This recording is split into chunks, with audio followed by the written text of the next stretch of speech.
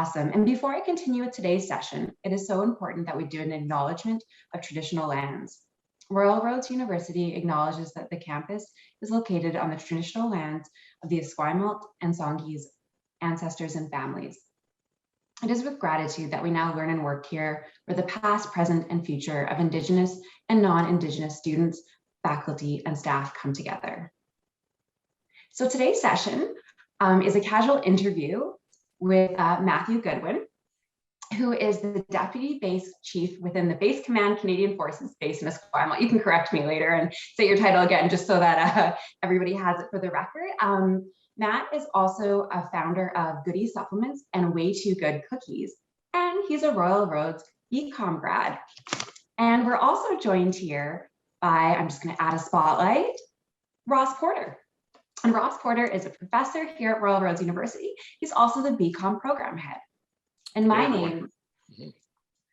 welcome. And my name is Emara Angus, and I am an education specialist here. We also have our enrollment team behind the scenes. So if you do have any questions about the BCom program itself, you can pop those in the chat as well, and we'll do our best to answer them. Okay, well, welcome, Matthew. Thank you so much for joining us here today. Yeah, thanks for having me. I'm excited to chat with the potential BCom students and see what their thought process and what their views are on the program itself. Awesome. So I'm going to jump right in, and I'm going to ask you the first question, just to give everybody in the room a bit more context about who you are. Tell us about yourself. Okay, so this April, I'll be in the military for 20 years.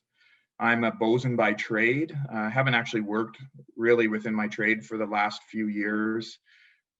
Most recently, I took over the deputy base commander, or the deputy base chief position, working for the base commander in CFB Esquimalt.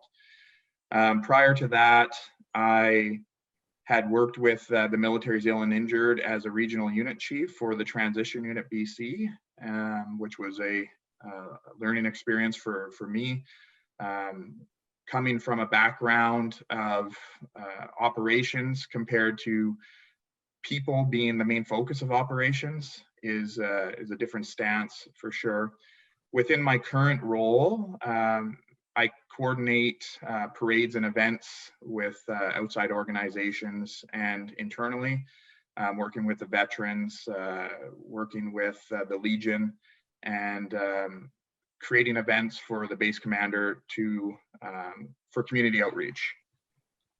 So, yes, I have 2 young children and a wife that is a teacher, French teacher, which is what I have to learn next, which I think is going to be a daunting task compared to the BCom program. So yeah, so for the people that are preparing for BCom, if you speak French already, kudos to you.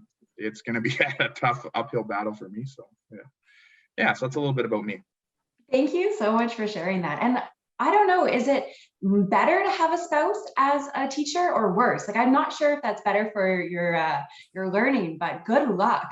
Yeah, well, it was great during the BCom program because I had an internal editor of documents.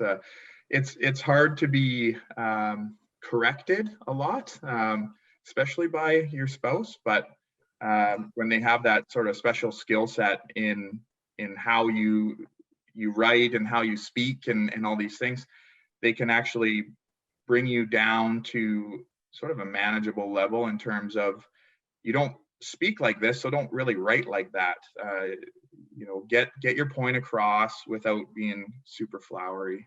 Yeah, that's good advice. Yeah, concise style sort of writing. I just started a program at Royal Roads as well, and I'm trying to get my partner to be my editor. So we'll see how that goes. At the next interview, I'll let you know how that goes. Mm-hmm. But my next question is, what made you go back to school for a degree? Like, what were you doing that kind of made you want to go back and do a degree in business? So prior to entering into the BCom program, I already had my my fitness company, Goody supplements. And I was working away in my military career, and everything was great. However, I found that I had some time on my hands, and I started, chatting on Facebook and doing Instagram and all these things, which is great because I utilize those platforms. But it was a big time waster. And for me to progress in my career and also progress in life, actually, the BCom program sort of allows me to do that. Within my current trade, although I have a lot of specialized skills, I have a lot of leadership training, as a bosun itself in the Canadian Armed Forces, you're not really set up for success in the public sector. So many jobs require you to have post-secondary education, whatever that is. And the commerce degree is, especially from what I've realized across Canada, is quite,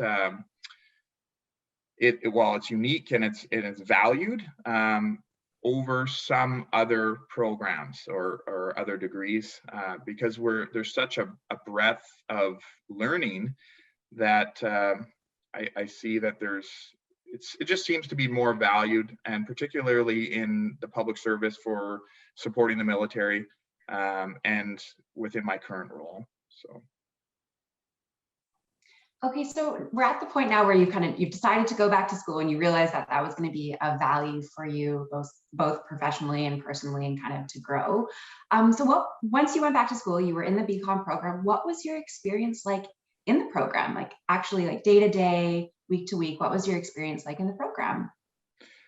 Well, I'm not going to lie, the program is tough, but it's tough in terms of time and dedication, but it's not unachievable. So we spoke a few days ago in our tech check to make sure that we're good to go. And entering the program at sort of 34, 35 years old, I'm definitely not old, or I hope I'm not old. Maybe some of the attendees are going to say, "Oh, you're old," and some will say you're really young. But the biggest hurdle that I had was learning how to learn, because in the military, yeah, we do a lot of coursing and it's very challenging. We have exams that I do for demolition for my trade that have to be 100% exams, obviously for the safety side of stuff. But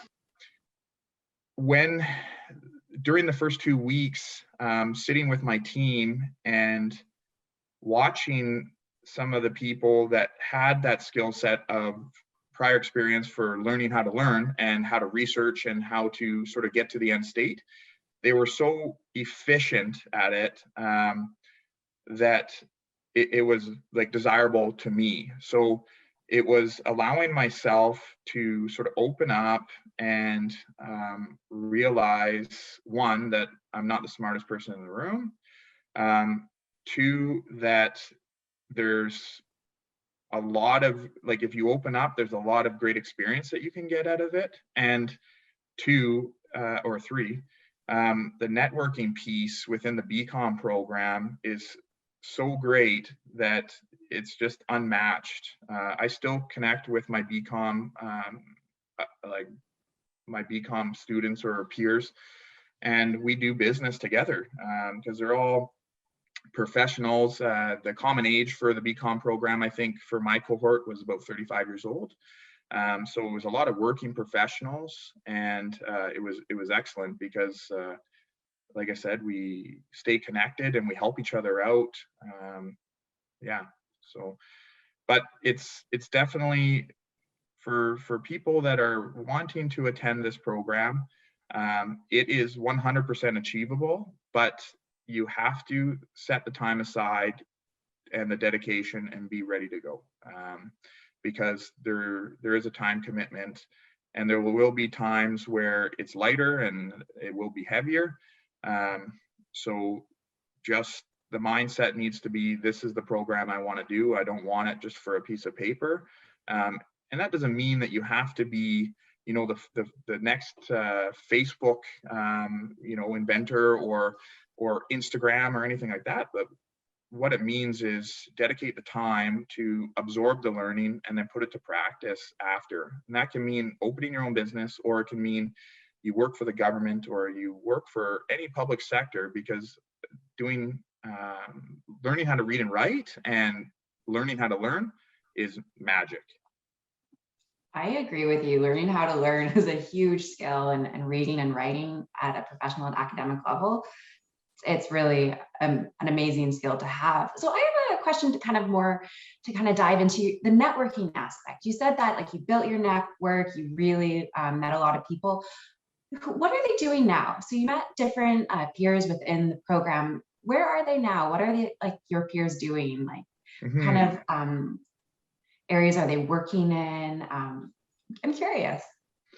So some of my teammates, like one, for example, owns a marketing firm, and he just actually reached out to me last night and connected with me on LinkedIn, which is weird since I was going to do this interview today. And him and I worked together on a couple projects, sort of post BCom program, on getting my cookies to, to expand the market and get into a few other businesses and stuff like that. So that was great. Another member, Brian, he's the regional operations manager for My Steel Box, or Big Steel Box. Big Steel, yeah. It's funny because I have one of his containers outside in my driveway that holds fitness equipment. But yeah, he's helped me with acquiring that, and it seems like a small task. However, with the supply chain broken right now all over the world, sea containers are actually very valuable and hard to get. And so in exchange, I sent him some fitness equipment for giving me a deal on on the sea container. So we're sort of good to go for that. Another one of my partners just started it's like, I can't remember what the name is, like Living Forest, or like he grows all his own vegetables, and what he does is takes like key stakeholders and investors, and you essentially place money into his business, and he grows things for you and then delivers it. So that can be, oh, you want your spring vegetables or your summer vegetables, here's the your money that you allot to it, and then this is what you get out of it. And then they do markets and all these other things. I actually yesterday, and I was chatting with you guys last week about the Princess Operations Entrepreneur, which is a Prince Harry's program, which is a entrepreneurial boot camp. I just was connected with a mentee yesterday, and him and his wife own a hot sauce business, and they're looking to open up a Caribbean restaurant in Victoria. And it just so happens that he actually used to work for me about 10 years ago in the military. He's still in the military. And the coordinators of the POE did not know that we knew each other. So when they connected us by email, I got a Facebook message saying, hey, Matt, you're going to be my mentor. And because there's a process that they utilize to sort of see if the mentor and mentee are meant to be, kind of thing, like a relationship. I relate it as like a dating site for entrepreneurs. So they want to make sure it's the right fit, because it's a sort of a team effort, and you have to get along to sort of move businesses along as well. So that's another piece to the sort of networking idea. And yeah, so I'll be starting that up in about a week. That's awesome. And the power of networking, that's amazing. So my next question is, what is the best career advice that you've ever received? Actually heard something on the radio the other day, and it may not be so much career advice, but it actually hit home pretty good. Was achieving is not living. So there's a parallel in like from achieving success and what success looks like to actually living your life. So it's that statement really hits home based on, like, I have 2 young children. I own essentially 3 businesses in 2, and I work full time for the military. I travel around. I'm asked for a lot of hours. So you have to also realize that you got to give yourself time to live. And that's an important piece during the BCom program, because most likely the candidates will be working and they will be trying to achieve a BCom degree. So you have to say, okay, I'm happy with this product, and then leave it alone, because you can become inundated with stuff and edits to edits to edits to edits, and it can be all time consuming. So it can add an extra layer of stress for 2 to 3% difference. So sort of manage your time and expectations and set realistic goals for yourself. Otherwise, you will feel that you're sort of drowning when really you can't, like you're swimming just fine. So that's some of the, I don't know if that's really career advice, maybe some life advice. My wife keeps on telling me that you could do a lot, but you can't do everything. So maybe that's another piece of life advice.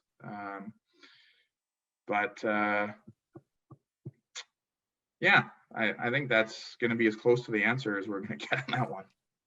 That's great advice. Both of those are just fantastic advice. And I think life advice and career advice can be the same thing, right? Because career is really part of our life. It's a huge part of it. It's that integration. Yeah. Yeah. So I have another question about, now that we're kind of talking about career and life, how did you juggle all of that? It sounds like you had a lot on the go. So how did you juggle work, school, and life while you were in the BCom program? How did you do it? Well, I want to say I did it, by myself. I was organized, all these things. However, I had my wife that really helped me out. And she understands the value of education. So she's got 3 degrees herself. And so she understands that it takes commitment, it takes time. And so she allowed me that time and commitment. And she was also my sounding board when I was stressed, or said, you need to step away from the computer, which is sort of goes back to that life advice, like take a break because you're not being productive. The magic for me is I need to have things done in advance. And so that can be something very good, because I had my work done 2 to 3 weeks ahead of time during the program, but it also can be a hindrance for your group as well. And what I mean by that is, when you're doing group projects, you need to collaborate and figure out a way ahead together, not as an individual. And often in my military career, it's you take the reins, you go, and you, in my position being a chief petty officer, is you tell people this is the way it's going to be done. However, that's not the way it works during during your BCom program or in other sectors. So teamwork, collaboration, and sort of like mind mapping together and figuring out what the way ahead is sort of the magic of teamwork. I would like to say the military is great for teamwork. However, there's always somebody that's driving the bus. And so the team aspect, yeah, we incorporate other people, but it's different than working in the BCom program, because the team lead is really just telling people what to do. Whereas during the BCom program, there's so much value in the whole team aspect that you need to incorporate that. So with all that said, don't wait till last minute, but also don't create literature for the team so much in advance, because what you've done is created a path that may not be supported by the whole team. Good advice. I have a question.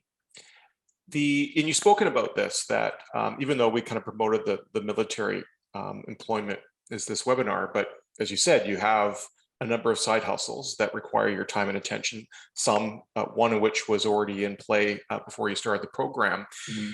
It is a BCom in entrepreneurial management. As you've indicated, it doesn't necessarily mean that your goal in life is to create the next great tech startup. But could you talk about how you've been able to weave and benefit from the kind of entrepreneurial management angle, both in terms of your occupation and then also how it supported your businesses?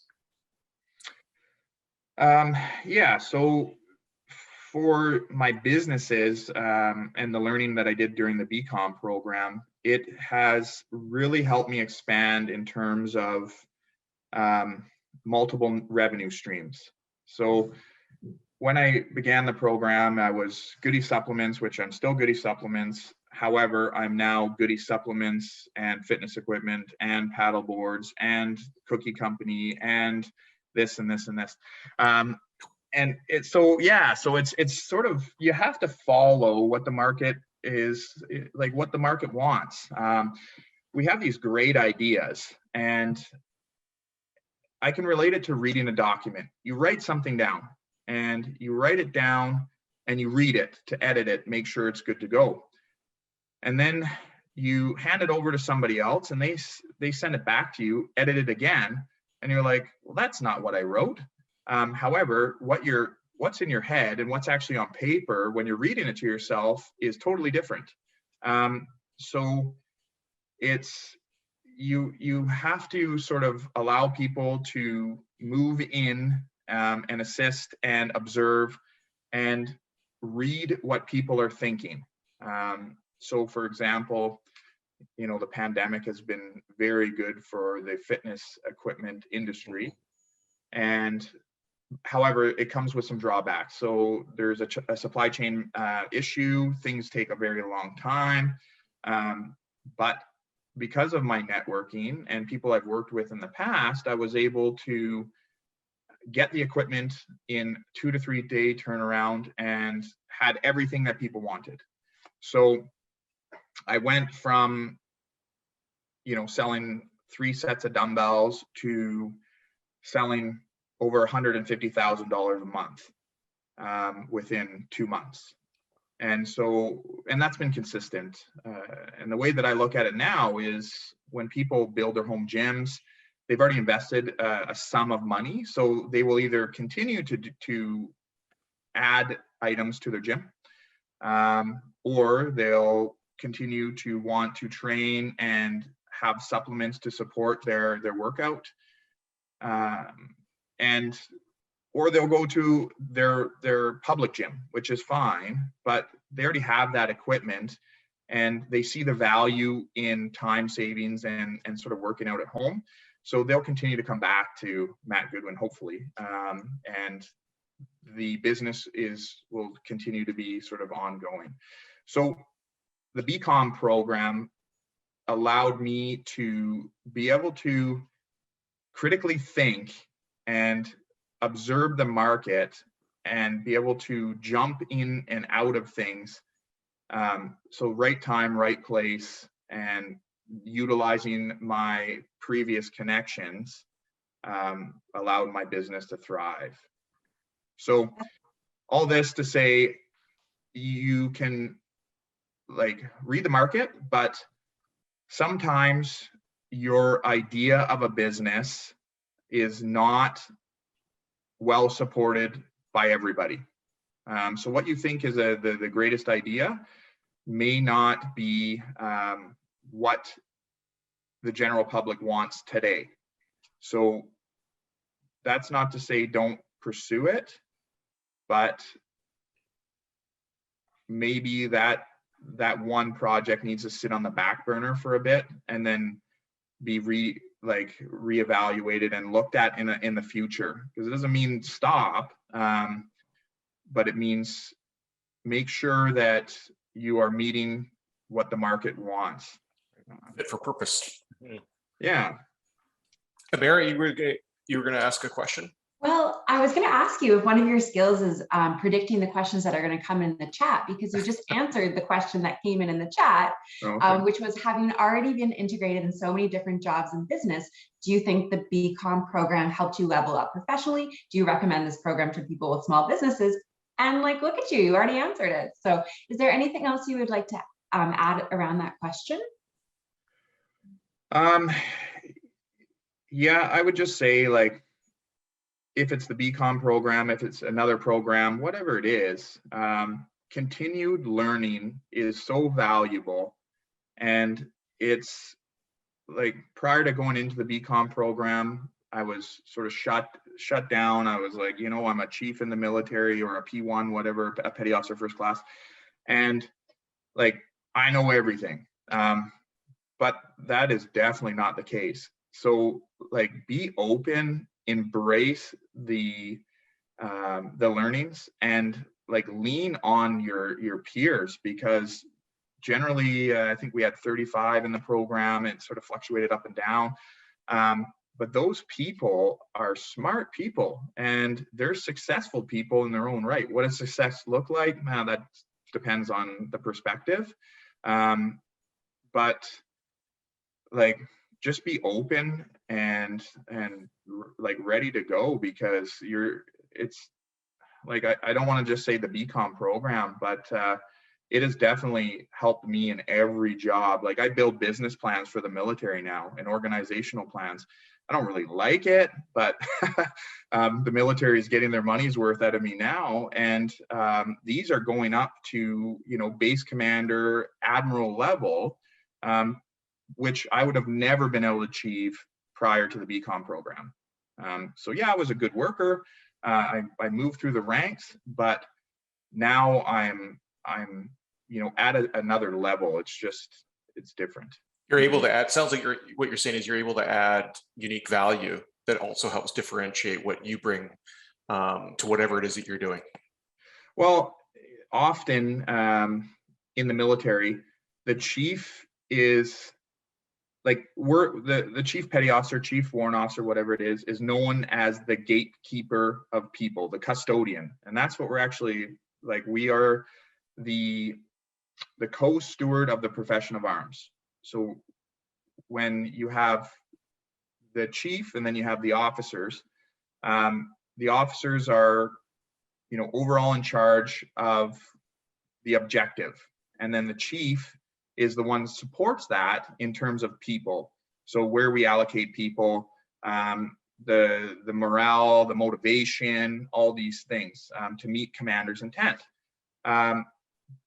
But you also need to be an advisor. So that is our primary role, as an advisor to the officer, because of experience. So being able to critically think, read and write, and advise a senior officer on what looks right and what the way ahead is a critical part of my job.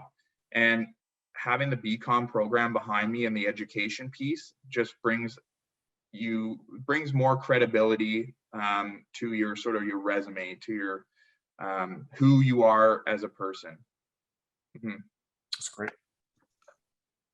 Well, we're coming to the end of our session. Ross, did you have any last questions you'd like to ask? Well, it would be just any final words of advice or perspective giving to a prospect. Anything else that you think they ought to be thinking about or know or be real with as they contemplate pursuing the BCom? Like I said earlier, the best way to approach it, and this is sort of my approach, is it's a no-fail mission. So when you join the program, you're there to win it. You're there to get through the program. There will be times where you are stressed, and that's part of the process, because the program wants to challenge you and see how far how far they can sort of stretch you in terms of that critical thinking piece, and actually your time management as well.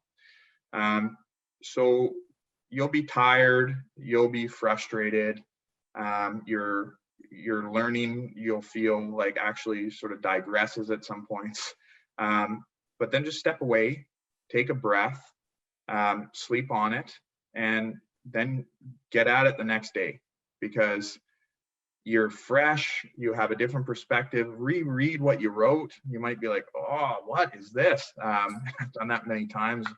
But it is not unachievable. Like, it's, if I can do it, like, you guys can do it. And I can tell you, like, if you need a tutor, I'm not that person, but seek a tutor. Like, I had tutor for financing, I had a tutor for financial accounting, and that's the difference between being a professional and seeking the help that you need than trying to slug away at it yourself.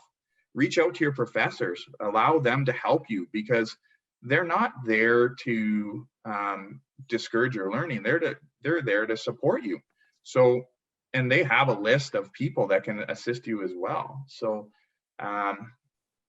yeah, just even the relationships I've built with the professors, I continue to talk with the professors every other week, and on life and ways to sort of move the yardstick forward in a number of projects. I've assisted them in their projects as well, because, like, that's being professional and, you know, being human, and just get at it. I don't know. That's great advice. Thank you. Thank you, Matt. And thank you for all your insight, perspective, and observations and experience sharing today. Well, I appreciate yeah, you guys having me here and allowing me to speak a little bit to what my life is really. There's no magic to it. It's hard work. And probably my last note, and this is one of the significant learnings I did was, and it was in some of the readings, there's entrepreneurship and there's entrepreneurship porn. And that was in the literature.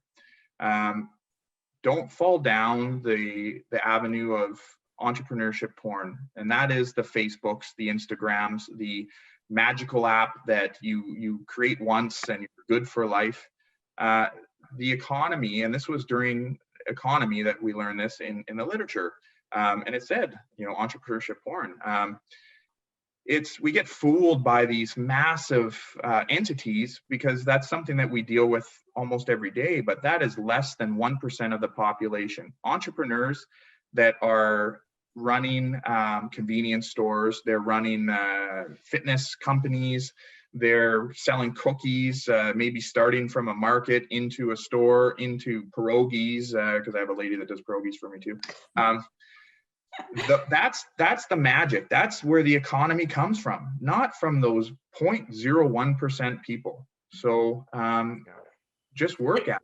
Don't be intimidated thinking that it's all about that. You're saying you can, and I strongly believe this, and we'll speak about this next week, and Mara's already popped in the chat our program specific webinar next week that so I'll be talking more about the program and also hearing from a recent grad, but that whole thing about you can apply the entrepreneurial approach with any work context, be it the military or be a side hustle fitness business. It can benefit you in so many different ways, and you've kind of spoken to that today. So thank you again.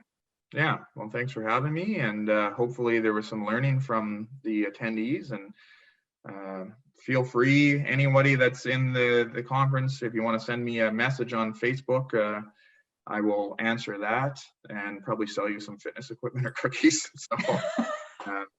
Yes, thanks for having me, and if that's it, I'll let everybody continue on with their day. Thank you so much. I learned a lot as well. Great tips, advice, and it's great to see an inside perspective into the BCom program. Thank you for sharing that with us, Matt, and thank you, Ross, and thank you to everyone here who joined us for today's interview. If you do have any questions at all, don't hesitate, reach out to us. We're here to help, we're here to support, and hope to see some of you at next week's BCom webinar. And then we have another behind the scenes with a bear safari photographer BCom student. I popped the link in the chat. So we have a lot of cool things coming up. Okay, hope everybody has a wonderful rest of their day. Thanks, everyone. Thank you so much. Thank you. Have a good day.